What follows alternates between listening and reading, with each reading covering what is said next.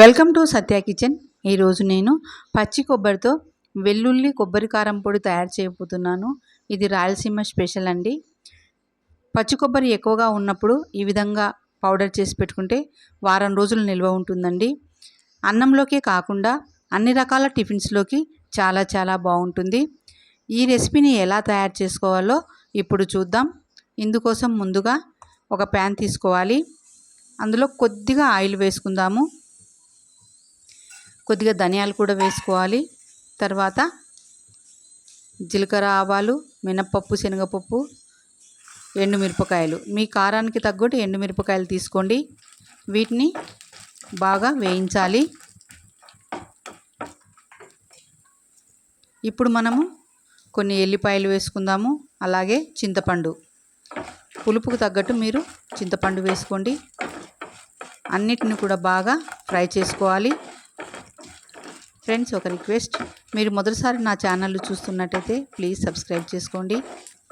చూడండి, తాలింపు అంతా కూడా వేగిపోయింది. ఇప్పుడు మనము ఒక ప్లేట్లోకి తీసి చల్లార్చుకోవాలి. ఇప్పుడు అదే ప్యాన్లోన ఒక కప్పు నేను పచ్చి కొబ్బరి తీసుకున్నానండి. ఈ పచ్చి కొబ్బరిని ముక్కలుగా కట్ చేసి ఈ విధంగా వేయించుకోవాలి.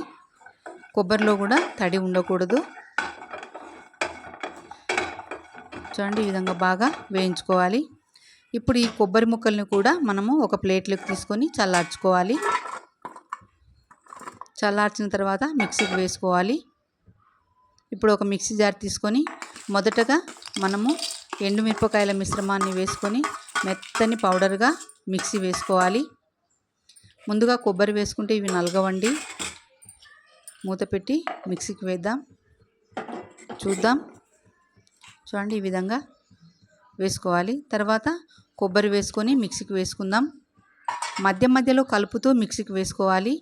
కొద్దిగా పసుపు, రుచికి తగ్గ ఉప్పు వేసుకోవాలి. మిక్సీ తిరగదండి కొబ్బరి వేస్తే. మధ్యన కలుపుతూ ఇలా మెత్తగా గ్రైండ్ చేసుకోవాలి.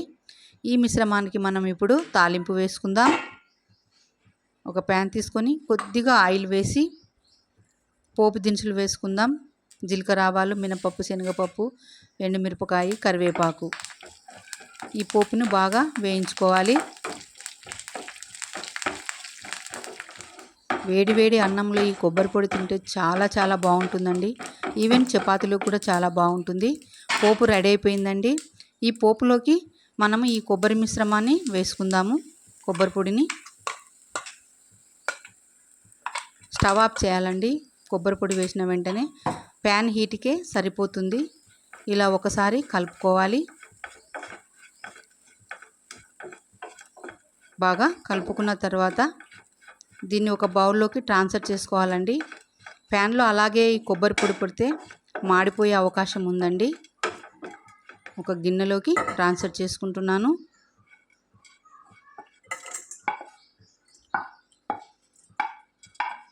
చాలా బాగుంటుందండి కొబ్బరి పొడి.